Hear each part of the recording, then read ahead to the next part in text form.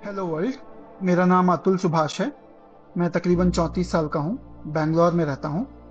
आज मैं करने जा रहा हूँ, जो मैं पैसे कमा रहा हूँ उसी से मैं अपने दुश्मन को बलवान बना रहा हूँ। वही पैसे मेरे ही मुझे ही बर्बाद करने के लिए यूज हुए और ये साइकिल बढ़ता ही रहेगा। मेरे ही टैक्सेस के पैसे से ये कोर्ट, ये पुलिस सिस्टम मुझे और मेरी फैमिली को और बाकी लोगों को भी हैरास करेगा, जो अच्छे लोग। इतने सारी चीजें, एविडेंस और सब कुछ होने के बाद भी अगर कोर्ट, ये जज और मेरे बाकी के हैरासर्स को पनिशमेंट नहीं देती है और बरी कर देती है, तो मेरा जो अस्थि है वहीं कोर्ट के बाहर किसी गटर में बहा देना चाहिए।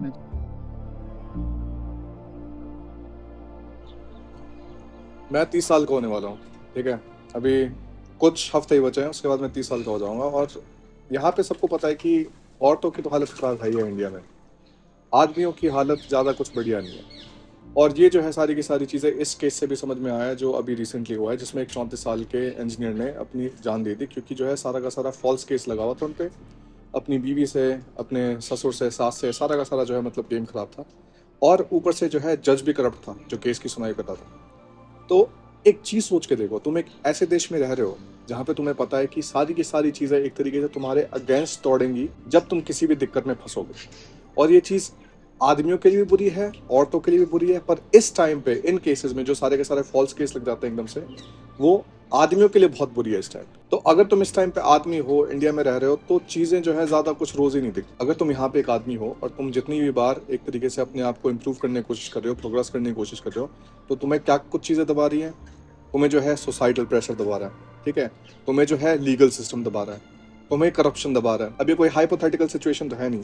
ऐसी चीज लाखों आदमियों के साथ, करोड़ों आदमियों के साथ हर दिन हो रही है। और ये कोई अतुल वाला केस स्पेशल नहीं है, ये बहुत सारे केसेस ऐसे हुए हैं। अब अतुल का केस क्या था? एक आदमी जो बहुत मेहनत करके काम करता है, पैसे कमाता है, उसके पास एक बीवी है, उसके पास बच्चा है, और एक बहुत स्टैंडर्ड सी स्टोरी है।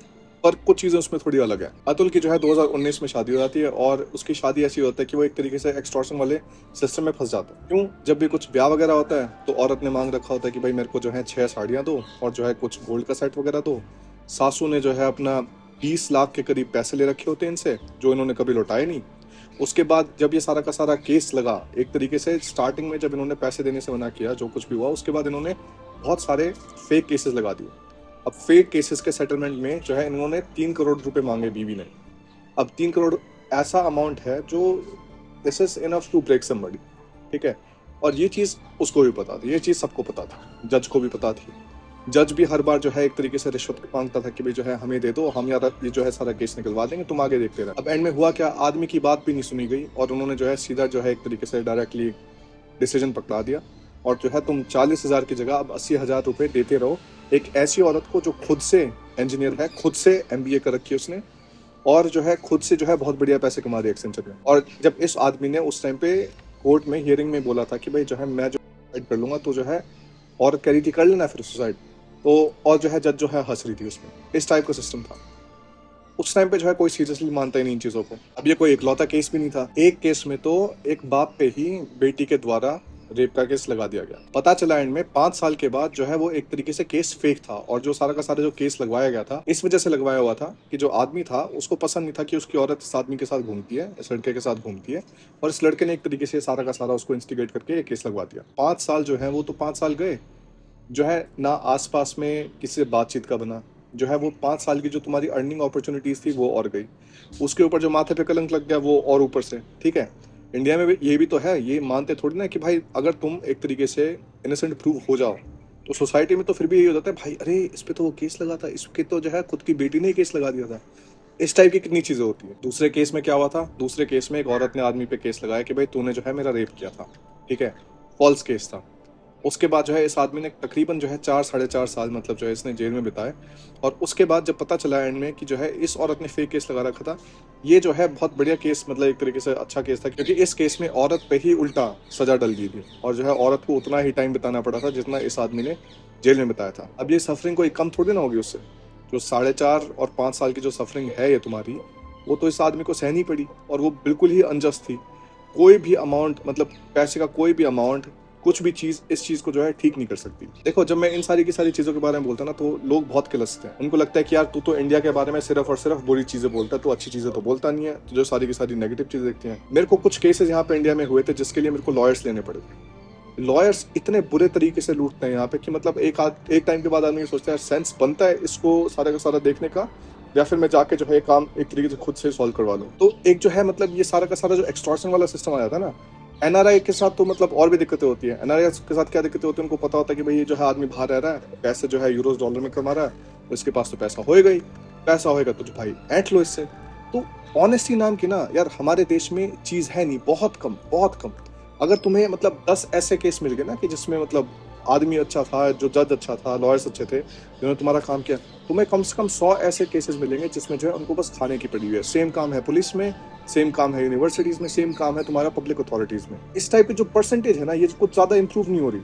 मेरे को अभी भी लगता है कि ठीक है मतलब जो है एक नई जनरेशन के साथ चीजें जो है थोड़ी सुधर रही हैं, पर इतना भी कोई जो है ड्रामेटिक चेंज नहीं है इसमें चीजों में। अब ये चीजें हो क्यों रही हैं और हमारे ही देश में क्यों हो रही है? मैं तो इतना साल से यूरोप में रह रहा हूँ, 8 साल हो गए, मैंने तो ऐसी चीजें सुनी नहीं बाहर। तो इसका रीजन क्या हो क्या रहा है? जो मेरे को सबसे बड़ा रीजन लगता है वो लगता है सही में जो तुम्हारे टीवी सीरियल हैं जो यहाँ पे औरतें बैठ के देखती हैं। अब ये टीवी सीरियल क्या है, मतलब अभी मैं वापस आया हुआ था 2 हफ्ते के लिए इंडिया में, तो मैंने देखा कि यार क्या कुछ चल रहा है आजकल टीवी सीरियल में। सेम ही चीजें चल रही हैं जो है उस टाइम पे 10-20 साल पहले चल रही थी। ठीक है, क्या छल कपट सारा का सारा, एक तरीके से धोखा देना, एक तरीके से शक्ल कुछ और बना के बोलना। सबसे ज्यादा जो चलता है ये तुम्हारा सास बहू वाला, शाम को एक प्राइम टाइम पे जब सारा का सारा परिवार साथ में बैठा हुआ है, ये सारी की सारी चीजें यहाँ पे ब्रॉडकास्ट की जाती हैं।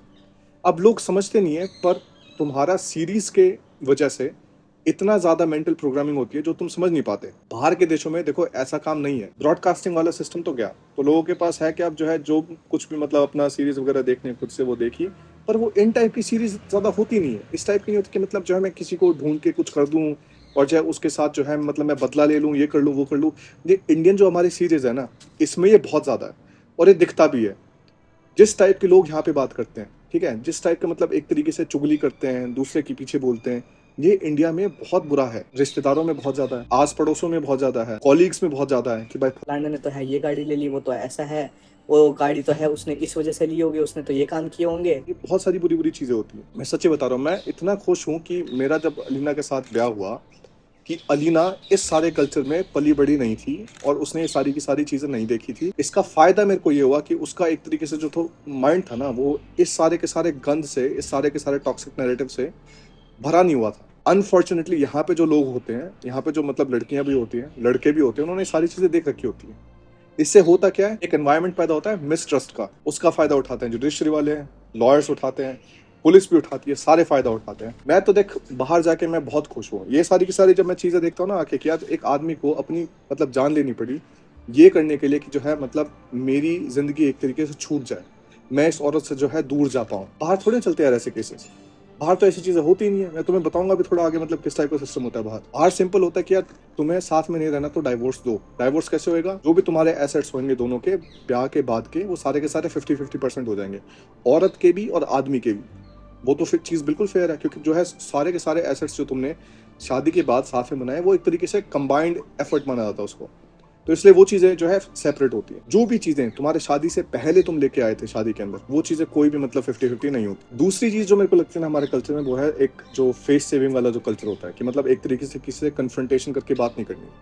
कभी भी किसी को ये नहीं बताना कि तुम्हारे दिल में चल क्या रहा है, क्योंकि दिल की बात बोल दोगे तो क्या हो जाएगा, अगले को बुरा लग जाएगा। अगले को बुरा लग जाएगा तो वो अपने आप पे काम कर लेगा, या फिर तुम्हें जो है वो अपना ओपिनियन बता देगा, तुम किसी ना किसी अंडरस्टैंडिंग पे आ जाओगे।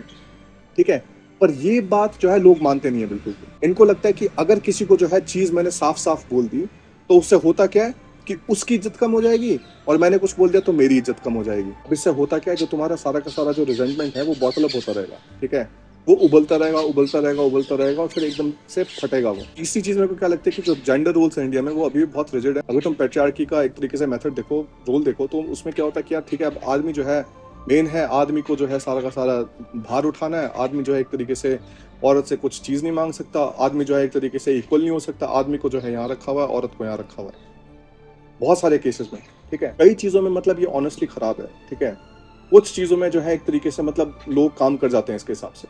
पर अगर तुम यहाँ पे देखोगे यार, मतलब जिस तरीके की बुरी हालत हो रखी है अभी जो है अपनी नई जनरेशन में, इसमें हो क्या रहा है, ये बहुत मतलब एक तरीके से दुखदाई चीज है, क्योंकि ये चीजें होनी नहीं चाहिए। बाहर मैंने अपने 8 साल में ना जर्मनी में या यूरोप के किसी भी और देश में, मेरी कितने देशों में मतलब आना जाना होता है, किसी भी देश में मैंने ऐसी चीजें कभी नहीं सुनी।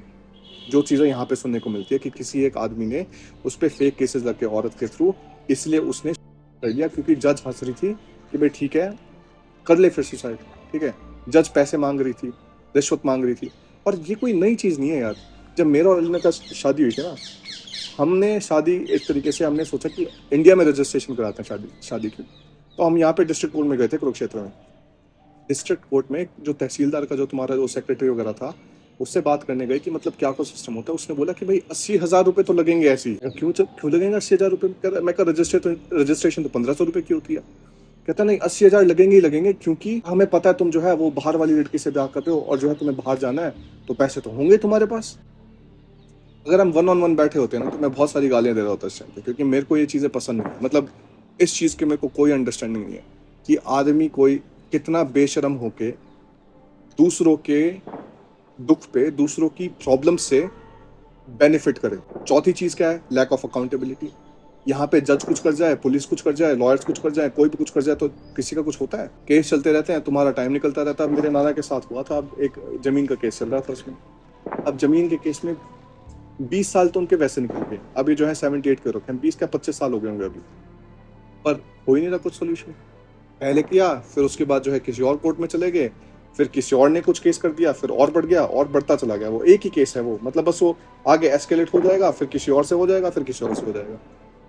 और छोटी सी जमीन के ऊपर 2.5 लाख उसकी वैल्यू है सारी की सारी। बताओ, अब नाना कहे कि भाई नहीं ये हमारी जमीन है, हम क्यों दे? अगलों कहे कि नहीं ये जो है हमारे आ सकती है, तो हम क्यों दे? अब देखो वेस्ट में ऐसी चीजें क्यों नहीं है। सबसे पहली चीज, मतलब वेस्ट में जो मेरे को चीज सबसे बढ़िया लगती है वो है एक तरीके से बिल्कुल डायरेक्ट कम्युनिकेशन। अगर किसी को एक चीज पसंद नहीं आ रही, उनको जो है कोई चीज बढ़िया नहीं लग रही, जो कुछ भी है वो तुम्हें डायरेक्टली फेस पे बोल देंगे। कुछ लोगों को लगता है बुरा, ठीक है, इंडियंस को ये बुरा लगता है क्योंकि जो है उनको ये सारी की सारी चीजें मतलब उनको पता नहीं होती स्टार्टिंग। मेरे को ये चीज बहुत बढ़िया लगती है।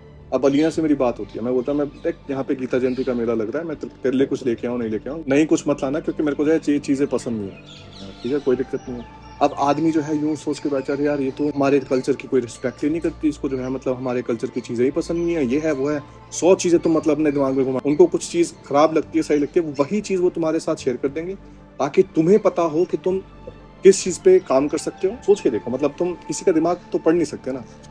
तुम कोई आदमी कुछ सोच रहा है, उसके तुम्हारे बारे में कुछ थॉट्स हैं, कुछ भी है, वो तुम एक तरीके से थॉट्स तो रीड कर नहीं सकते उनके। किस हिसाब से उन आदमी को एक ऑप्शन मिलेगा अपने आप को इम्प्रूव करने का, या फिर अपने आप को तुम्हारे आगे कुछ मतलब एक्सप्लेन करने का, तभी ऑप्शन मिलेगा जब तुम एक तरीके से डायरेक्टली कम्युनिकेट करोगे। दूसरी चीज क्या है? इंडिविजुअल फ्रीडम, ठीक है। वहाँ पे सोसाइटल प्रेशर वगैरह नहीं है कि भाई माँ बाप जो है ये बोल देंगे, रिश्तेदारों में ये हो जाएगा, अगर लड़की ने कर दिया केस लग जाएगा तो ये हो जाएगा। वहाँ पे किसी को फर्क नहीं पड़ता, किसी को भी कोई फर्क नहीं पड़ता।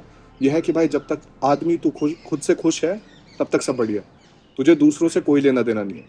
और ये चीज़, इन चीज़ों की वजह से तुम्हारे इस टाइप के जो मतलब नौजवान लोग हैं, 34 साल का ही तो आदमी था, मैं अब 30 साल का हो जाऊंगा, अंतर क्या था एज में, ऐसे लोगों को अपनी जान नहीं गंवानी पड़ती। इसलिए मेरे को लगता है कि जो कोई बाहर जाना चाहता है, बिल्कुल सेंस बनता है बाहर जाने का। क्यों?